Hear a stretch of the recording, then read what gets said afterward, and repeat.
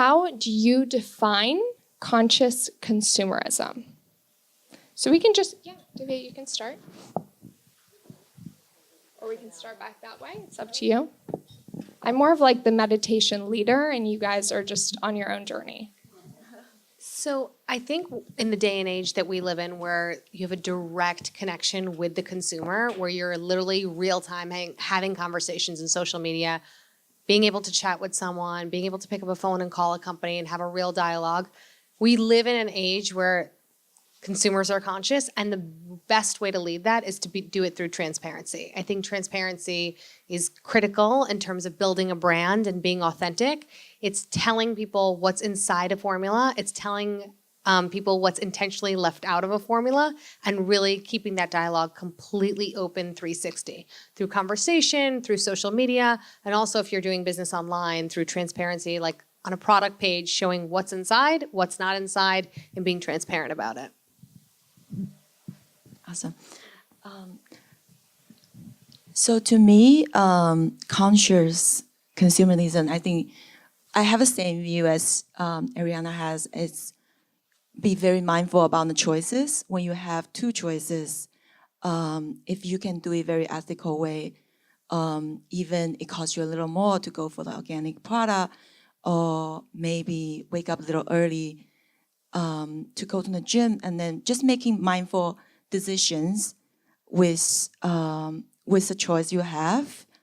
The other thing is, to me, when you making that choice, and then sometimes we can think about, is it necessary?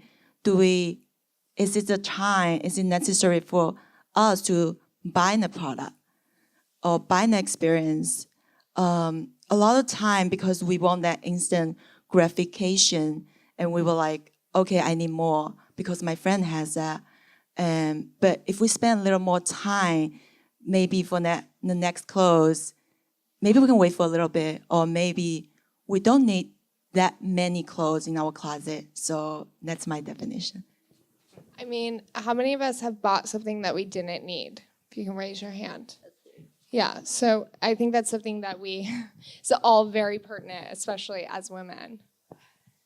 So, I think for me, and just being brought up in the beauty industry, I mean, the hair industry, I was born in 1967, so I lived in the 70s and the 80s and the 90s, and, here we are today. And really my takeaways in this industry is to be in the know, to be here, know what's in the product, look at the ingredients, decode it. And a lot of them you can't even pronounce, like, what is this, So, you Google it, right? But you also have to go deeper. Like, where are these ingredients coming from? And how are they sourced? What's the full cycle? Don't be fooled by the packaging. I mean, you got to know what's underneath there, and really what's going on, and the science behind it, but also, is it sustainable? And, you think about hair and skin, it's like, I'm doing something for myself, but it's so much more. And the more we can do and the choices that we make every day and living in here, and being in that intelligence and asking the hard questions, but also going like, is this clean? Is it certified organic? And what does certified organic mean? We get it in food, but there's who's certifying in beauty, It's all the marketers putting this, and they can say they're organic, or, I'm doing this, and I was just on this beautiful trip, and I hugged a tree, and look at me, It's like, no, just look at the ingredients, turn that fluff, around, and go deep, and the ingredients are where you really find what's going on within that formula. I agree with what everybody said, and skin is really our largest organ, so it's so important what we put on our skin. What we put on our skin goes into our body, And with nail polish, you know, the fumes can be toxic on regular polishes. Same thing, what we breathe in, it goes into our body and has toxic effect. So all of this I find is really about being health conscious, you know, and being a conscious consumer on what you're buying and what you're putting into your body.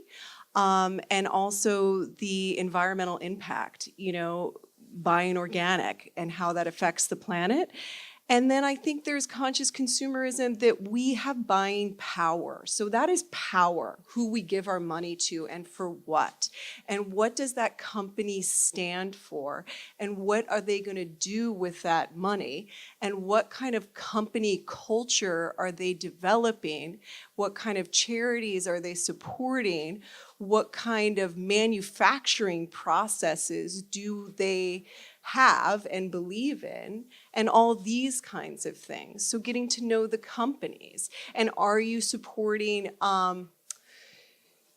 large corporations, or are you supporting small businesses? Are you supporting female founders? I think conscious consumerism happens on so many levels, and which ones you're conscious of really depends on what matters to you.